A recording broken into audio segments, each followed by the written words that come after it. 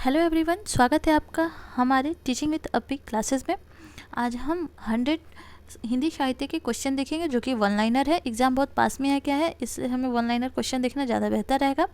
तो चलिए आते हैं, बिना टाइम को वेस्ट किए वीडियो स्टार्ट करते हैं। और अगर आपको मेरी वीडियो अच्छी लगे तो प्लीज़ लाइक शेयर सब्सक्राइब जरूर कीजिएगा, क्योंकि आपका 1 लाइक 1 शेयर 1 सब्सक्राइब मुझे मोटिवेट करता है। तो मुझे मोटिवेट करते रहिए ताकि मैं ऐसे ही वीडियो बनाती रहूँ। तो आते हैं पहले क्वेश्चन में। पहला क्वेश्चन है कि शिव सिंह सेंगर तथा ग्रियर्सन के इतिहास ग्रंथों को बृहद संग्रह कहा तो आचार्य शुक्ल ने। हिंदी साहित्य के इतिहास का इतिवृत्तात्मक और तुलनात्मक लेखन किस ग्रंथ में हुआ है तो मिश्रबंधु विनोद में। नेक्स्ट है कि हिंदी साहित्य के विकास क्रम का निर्धारण चारण काव्य, धार्मिक काव्य, प्रेम काव्य और दरबारी काव्य के रूप में किसने किया है तो ग्रियर्सन ने। हिंदी साहित्य का इतिहास दर्शन रचित है तो नलिन बिलोचन शर्मा द्वारा। हिंदी के विधेयवादी साहित्य इतिहास के आदम प्रवर्तक शुक्ल जी नहीं ग्रियर्सन है, यह कथन किसका है तो नलिन बिलोचन शर्मा का है। नेक्स्ट है कि ग्रियर्सन ने हिंदी साहित्य के इतिहास लेखन में सर्वाधिक सहायता शिव सिंह सरोज से ली है। और हिंदी साहित्य के इतिहास का प्रस्थान बिंदु शिव सिंह सेंगर कृत शिव सिंह सरोज है।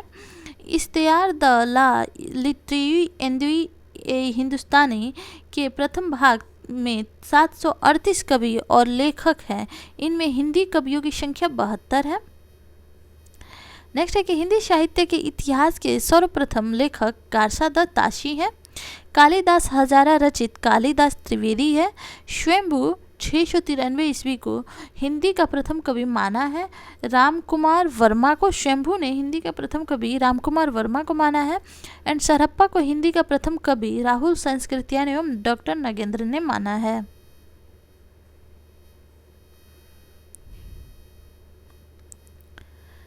नेक्स्ट है, डॉक्टर नगेंद्र ने हिंदी साहित्य का बृहद इतिहास को कितने भागों में संकलित किया है तो 10 भागों में।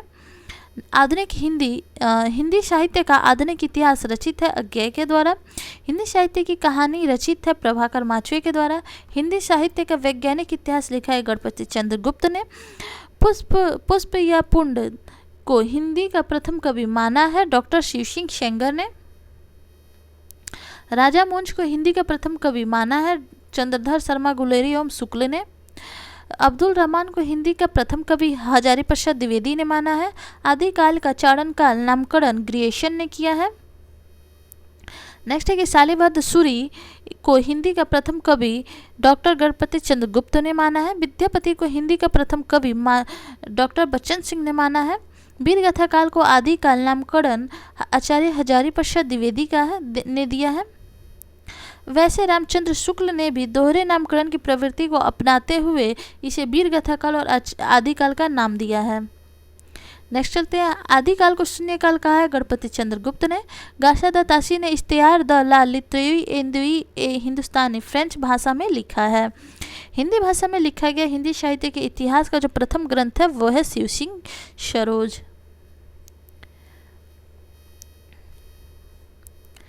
नेक्स्ट है कि काल विभाजन और नामकरण का प्रथम प्रयास डॉक्टर ग्रियर्सन ने किया था। आदिकाल को आदिकाल हजारी प्रसाद द्विवेदी ने कहा है। आदिकाल को बीजपोन काल महावीर प्रसाद द्विवेदी ने कहा है। हिंदी काव्य धारा की रचना राहुल संस्कृत्यायन ने की है।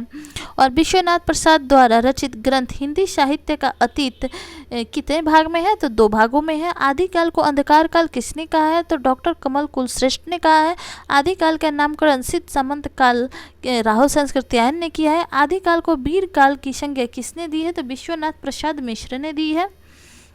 मिश्रबंधु विनोद इतिहास खंड के कितने भाग हैं तो 4 हैं। चंद्रवरदाई को छप्पे का राजा कहा गया है।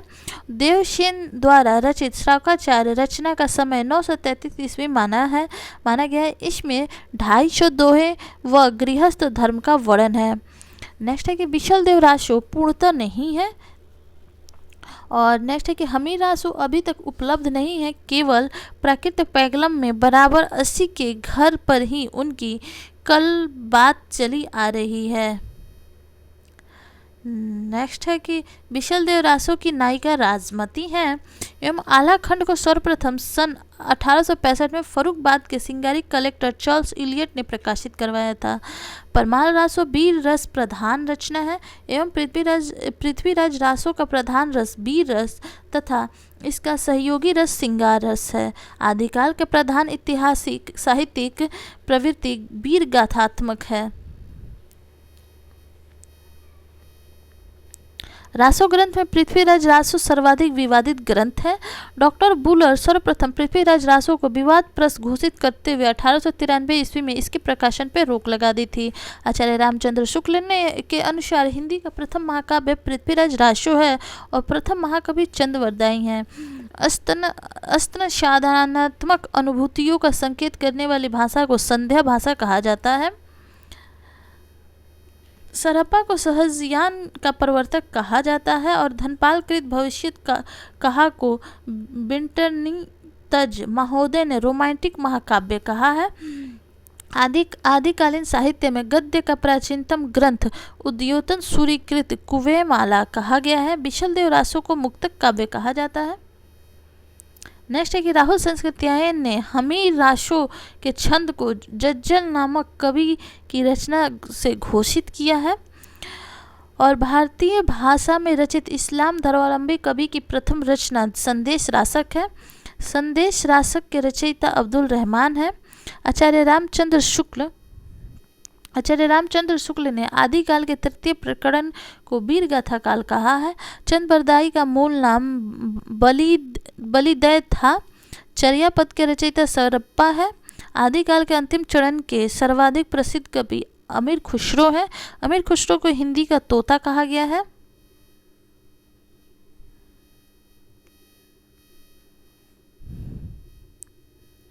बसंत विलास में बसंत और स्त्रियों पर उसके विलासपूर्ण प्रभाव का मनोहारी चित्रण हुआ है।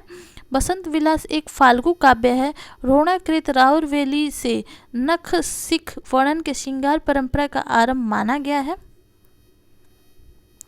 नेक्स्ट है कि गद्य पद्य में से चंपू काव्य की प्राचीनतम कृति रोड़ा कविकृत राउरवेली है। राउरवेली में हिंदी के 7 बोलियों के शब्द मिलते हैं जिनमें राजस्थानी प्रधान है। विद्यापति की लोक प्रसिद्धि का सबसे प्रमुख आधार ग्रंथ पदावली है। विद्यापति की पदावली की भाषा मैथिली है। विद्यापति ने अपनी कीर्तिलता को कहानी कहा है। विद्यापति मूलतः सिंगारी कवि हैं। हिंदी खड़ी बोली का प्रथम कवि अमीर खुसरो को माना गया है। एंड हिंदी साहित्य में पहेलियों और मुकरियों को प्रचलित करने का श्रेय अमीर खुसरो को है। ब्रज और अवधि को मिलाकर काव्य रचना करने का आरंभ अमीर खुसरो ने किया था। मेरु तुंग को अभिमान मेरु कहा गया है। नेक्स्ट है कि हिंदी साहित्य का आलोचनात्मक इतिहास में अवधि का प्रथम कवि अमीर खुसरो को डॉक्टर रामकुमार वर्मा ने माना है और अमीर खुसरो ने अपनी पुस्तक नूसीपहर में भारतीय बोलियों के संबंध में बहुत विस्तार से लिखा है।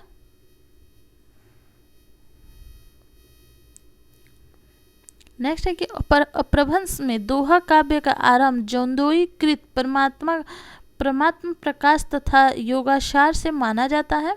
हजारी प्रसाद द्विवेदी ने ढोला मारूरा दोहा के दोहों को हेमचंद्र तथा बिहारी के दोहों के बीच की कड़ी माना है।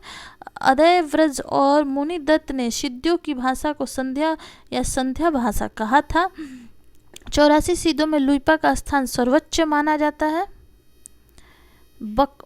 वारकरी संप्रदाय का संबंध सिद्ध साहित्य से है। फागु काव्य में सबसे प्राचीन जिन चंद्र सूरी फागु है। जयचंद्र प्रकाश और जयमयंक जयचंद्रिका का उल्लेख रौठारी ख्याति से मिलता है। पृथ्वीराज रासो पिंगल शैली में लिखा गया है। हजारी प्रसाद द्विवेदी ने पृथ्वीराज रासो को अप्रमाणिक ग्रंथ माना है। पृथ्वीराज रासो के कुछ पद पुरातन प्रबंध संग्रह में संग्रहित है जिससे इस ग्रंथ की प्राचीनता प्रमाणित होती है। खुमार रासो की भाषा राजस्थानी है। पृथ्वीराज रासो के उत्तरार्ध भाग के रचयिता चंद्रवरदाई के पुत्र जलहन है। पृथ्वीराज रासो विकासशील महाकाव्य की श्रेणी में आते हैं।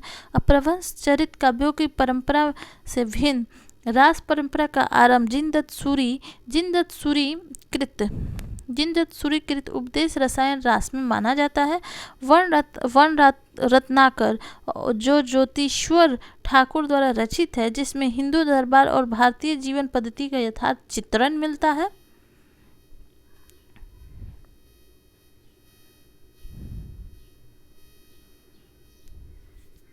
नेक्स्ट है कि साहित्य का इतिहास जनता के चित्रवृत्ति का इतिहास है, कथन रामचंद्र शुक्ल का है। हिंदी साहित्य उद्भव और विकास किसका इतिहास ग्रंथ है, तो हजारी प्रसाद द्विवेदी का है। शिव सिंह सरोज प्रकाशित हुआ है 1883 ईस्वी में। और इतिहास ग्रंथों में से किसे सही अर्थों में हिंदी साहित्य का पहला इतिहास कहा जाता है, तो the modern vernacular literature of Hindustan को। डॉक्टर रामकुमार वर्मा ने अपने साहित्य इतिहास की समय सीमा रखी है 693 से 1693 ईस्वी। एंड शुक्ल जी ने आधुनिक काल का नाम रखा है गद्य काल। और आदि काल को किसने प्रारंभिक काल की संज्ञा दी है, तो मिश्रबंधु ने। हिंदी का पहला ग्रंथ श्रौकाचार्य जिस देवसेन ने लिखा है वो है 933 ईस्वी में। आलाखंड किस रचना का लोकप्रिय नाम है, तो परमाल रासो का। और पृथ्वीराज रासो के विषय में कौन सी धारणा अधिक उपयुक्त है, तो अर्ध प्रमाणिक। नेक्स्ट है कि तजकीराई शूराई हिंदी किसके द्वारा रचित इतिहास ग्रंथ है, तो मौलवी करीमुद्दीन द्वारा। तो ये थे आज के कुछ इंपॉर्टेंट हिंदी साहित्य के क्वेश्चन। अगर आपको वीडियो अच्छी लगे तो लाइक शेयर सब्सक्राइब जरूर कीजिएगा, क्योंकि आपका 1 लाइक 1 शेयर 1 सब्सक्राइब मुझे मोटिवेट करता है। तो मुझे मोटिवेट करते रहिए ताकि मैं ऐसे ही वीडियो बनाती रहूँ। Thanks for watching.